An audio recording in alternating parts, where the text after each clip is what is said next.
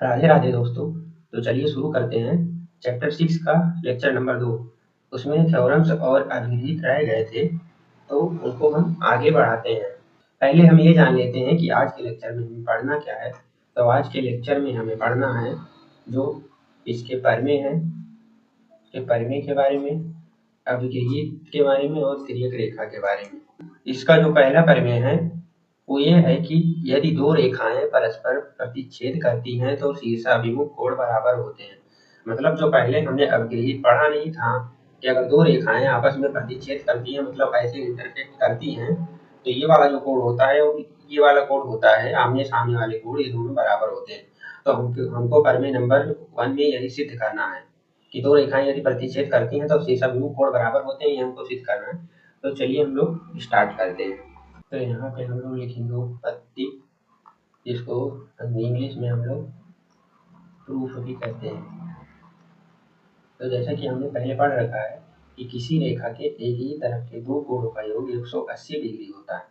तो जैसे देखिए कि जो लाइन CD है, ये आपको जो लाइन CD दिख रही है यहाँ पे, इसके यहाँ से देखिए, अगर यहाँ से ये जो पॉइंट है, यहाँ से आप देखेंगे कि ये किरण OA इससे होके जा रही है।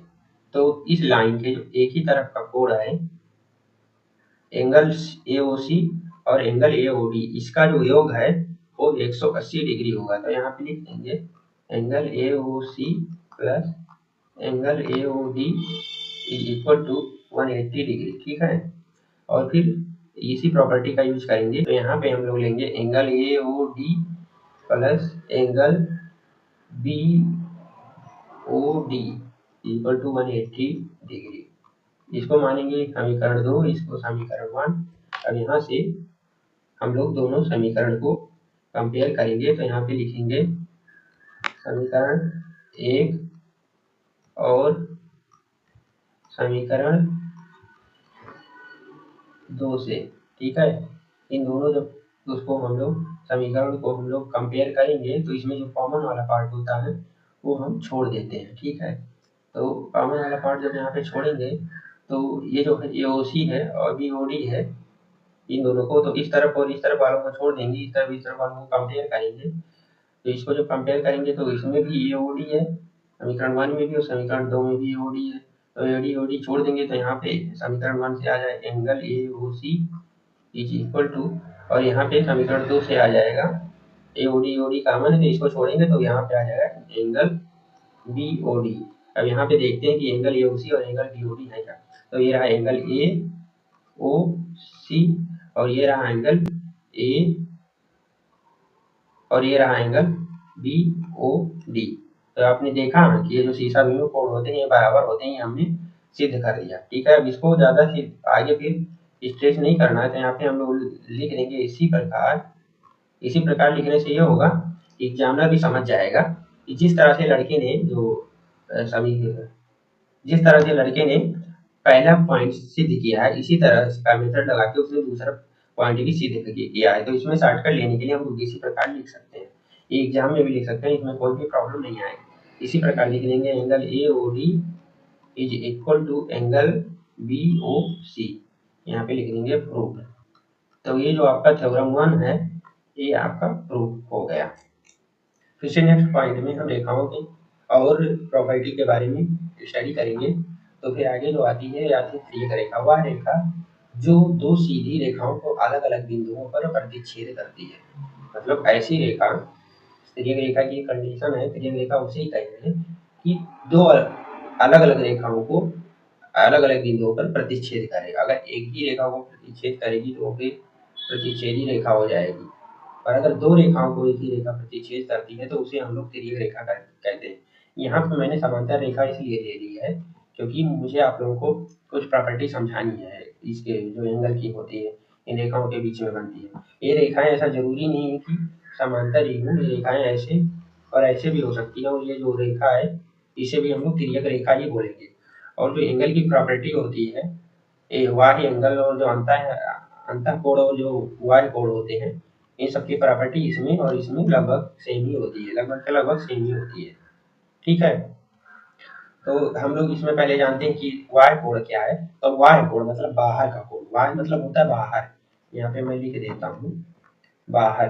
अब यहाँ पे बाहर क्या है, यहाँ पे जो ये दोनों लाइन है ना, ये लाइन ए और ये लाइन एम, लाइन एल और लाइन एम, इसके बीच के जो कोण है ना, ये एंगल 3, एंगल 4, एंगल 5, एंगल 6, ये हो जाएंगे अंतः कोण, और एंगल 1, एंगल 2, एंगल 8, एंगल 7 ये हो जाएंगे वाही कोण।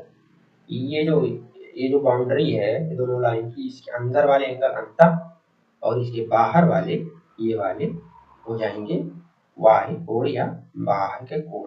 अगला पॉइंट जो आता है वो आता है संगत कोण। संगत कोण में एंगल 1 और एंगल 5 जो है ये एक दूसरे के संगत कोण है। तो एंगल 1 एंगल 5 संगत कोण है। यहाँ पे हम लोग ये भी लिख सकते हैं angle 1 is equal to angle 5। यहाँ पे नहीं लिख सकते, ठीक है, ये तो वाई कोण और अंतः कोण बदल जाएगा। और यहाँ पे लिख सकते हैं angle 2 is equal to angle 6, angle 4 is equal to angle 7, angle 3 is equal to angle 8। ये संगत कोण होते हैं, ठीक है। तो लाइन के एक ही तरफ के जो एक बाहर का कोण होगा और एक जो अंदर का कोण होगा दूसरी लाइन से टच होते हुए, ठीक। ये एम से टच होते हुए एंगल 5 है और एल से टच होते हुए एंगल 1 है। तो ये एक दूसरे के बराबर है, मतलब एक लाइन को जो बाहर का, एक लाइन को टच करते हुए जो बाहर का कोण है और दूसरी लाइन को टच करते हुए जो अंदर का कोण है, इसे हम लोग संगत कोण कहते हैं। इसी तरह से हो जाएगा angle 2 is equal to angle 6, ठीक। और सेम इसी तरह से angle 3 is equal to angle 8, angle 4 is equal to angle 7। संगत का मतलब रेखा की एक ही तरफ, पर शर्त ये है कि ये बाहर का कोण होना चाहिए और एक अंदर का कोण होना चाहिए। आया समझ में? अगर नहीं आया हो तो आप लोग कमेंट करेंगे तो मैं इस टॉपिक को दोबारा से समझाने की कोशिश करूंगा, पर इतना समझाने के बाद में मुझे नहीं लगता कि किसी और को और ज़्यादा प्रॉब्लम हो सकती है। मुझे नहीं लगता कि किसी को और ज़्यादा प्रॉब्लम हो सकती है इसको समझने में। जैसा कि मैंने आप लोगों को बताया था एकांतर कोण के बारे में, तो यहाँ पे देखिए angle 4 is equal to angle 5 हो गया और यहाँ पे angle 3 is equal to angle 6 हो गया। एकांतर अंतः कोण इसलिए इसे हम लोग बोलेंगे क्योंकि यहाँ पे देखिए एंगल 4 है और एंगल जो 5 है ये रेखा के अंदर ही है, ठीक है।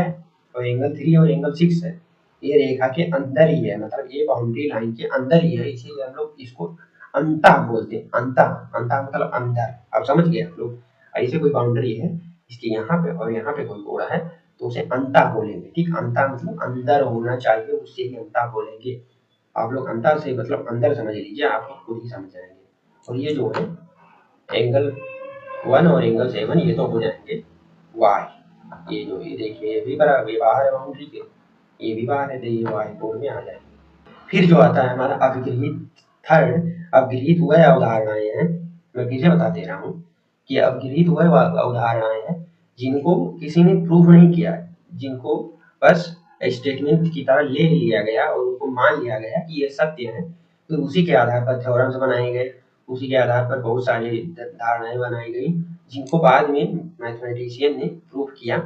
पर एक रेफरेंस पॉइंट की जरूरत थी उनको कि नहीं ये चीज होती है, ये जिनको प्रूव करने की जरूरत नहीं पड़ती है, ठीक है।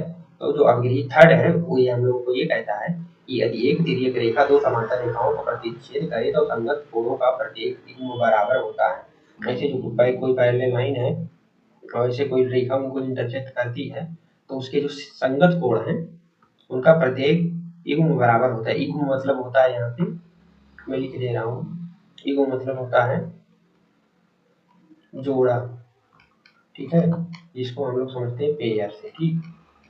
तो angle 1 is equal to angle 5 हो जाएगा, angle 2 is equal to angle 6, 4 7 के इक्वल हो जाएगा, 3 8 के इक्वल हो जाएगा।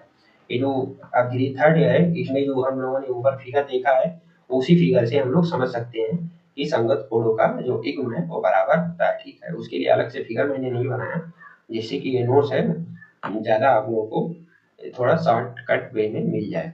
अब हम लोगों का जो परिमेय दूसरा आता है, ये परिमेय दूसरा हो गया। परिमेय दूसरा ये कहता है कि वही रेखाएं जो एक ही रेखा के समांतर हो परस्पर समांतर होती हैं। वही रेखाएं जो एक ही रेखा के समांतर हो परस्पर समांतर होती हैं। इसका मतलब हम लोग समझते हैं, ठीक है। एक ही रेखा के समांतर, जैसे ये देखिए ये हो गई हम लोगों की लाइन एम, यहाँ पे लिखा है तो एल और एन, ठीक है। एल अलग से, इसका जो लिखा है इसका मतलब ये है कि एल जो है वो रेखा एम के समांतर है और जो रेखा एन है वो भी रेखा एम के समांतर है। तो हम लोगों को जो प्रूव करना है ना, वो ये करना है कि एल एम एन आपस में समांतर है। अब आया समझ में कि हम लोग को प्रूफ ये करना है कि एल एम एन आपस में समांतर है। तो जैसा कि आप देख सकते हैं, मैंने यहाँ भी फिगर बना दिया है जिससे समझाने में आसानी हो।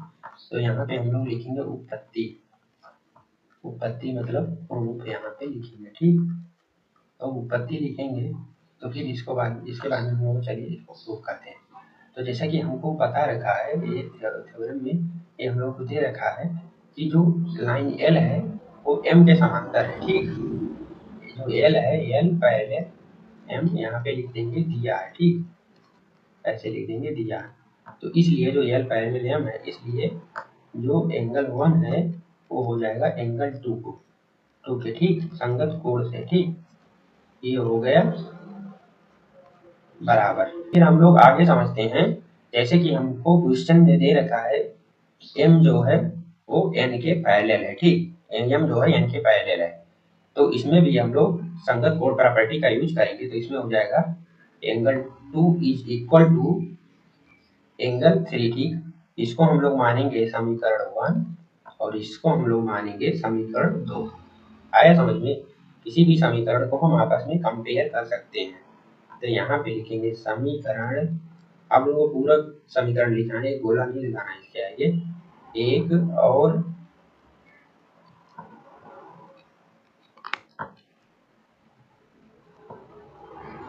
समीकरण और एक समीकरण 2 से, ठीक। समीकरण 1 और समीकरण 2 से जो कॉमन वाला पार्ट है उसे हम लोग छोड़ देंगे, तो आ जाएगा angle 1 is equal to angle 3। 1 is equal to angle 3 आ जाएगा। तो ऊपर जो फिगर में हम लोग देखेंगे कि एंगल 1 एंगल 3 जो है ये भी संगत कोण है, ठीक। अब जब ये संगत कोण हो गया, इसका मतलब ये हुआ कि जो लाइन एल है और जो लाइन एन है ये एक दूसरे के समांतर है। तो इसीलिए हम लोग यहाँ पे लिख देंगे, इसीलिए ये जो है ना संगत कोण है, ये इसकी वजह से हम लोग लिख देंगे L parallel M parallel N, यहाँ पे लिखेंगे प्रूफ सिद्ध हुआ, ठीक। लाइन एल एम एन एक दूसरे के समांतर है, हम लोगों ने प्रूफ कर दिया है। आप लोग ध्यान देंगे तो आप लोगों को एक चीज में इसका वो पता चलेगा, पैटर्न पता चलेगा कि जो परमे होते हैं वो बहुत ही आसान होते हैं, बस उन्हें हमें थोड़ा सा समझने की जरूरत है। और इसकी जो प्रॉपर्टी हमने पहले पढ़ रखी है, जो अवगृहीत पढ़ रखी है, पहले से दी हुई स्टेटमेंट है, अगर इनको हम प्रॉपरली फॉलो करते हैं तो कोई भी परमे या कोई भी क्वेश्चन आपको ऐसा नहीं मिलेगा जो आपको लगे कि नहीं ये मैं पहली बार देख रहा हूँ। आया समझ में? अगर आप लोग को सॉल्व करना है अच्छे से क्वेश्चन ना, तो जो प्रॉपर्टी है उनको थोड़ा बहुत याद रखना है, जिसकी मदद से हम लोग पहले भी सॉल्व कर लेंगे और जो प्रश्नावली एक्सरसाइज के क्वेश्चन है वो भी सारे के सारे सॉल्व हो जाएंगे। तो आज के लिए बस इतना ही, फिर मिलते हैं नेक्स्ट लेक्चर में। तब तक के लिए आप लोग इसको शेयर करें अपने दोस्तों के साथ, जो आप लोगों के फ्रेंड पढ़ रहे हों आपकी क्लास में, उनको शेयर करें और मुझे सपोर्ट करें। सब्सक्राइब भी करना आप लोगों को, अगर आप लोग ये लेक्चर पहली बार देख रहे हैं तो सब्सक्राइब करें, आप लोगों को बहुत वैल्यूएबल इन्फॉर्मेशन आगे मिलने वाली है, ठीक। मैंने लेक्चर को शॉर्ट इसलिए रखा है जिससे कि आप लोगों को देखने में प्रॉब्लम ना हो। 15 से 20 मिनट के लेक्चर होंगे तो आप लोग आसानी से उसे रिवीजन में ले सकते हैं अपने। अगर लेक्चर ज़्यादा लॉन्ग हो जाते हैं फिर बोरिंग हो जाते हैं, फिर मैं जो खुद ऐसे लेक्चर पहले नहीं देता था तो मैं आप लोगों से क्या उम्मीद करूँ कि आप लोग भी ये देखेंगे। ये लेक्चर यहीं खत्म करते हैं और मिलते हैं नेक्स्ट वीडियो में। तब तक के लिए जय हिंद।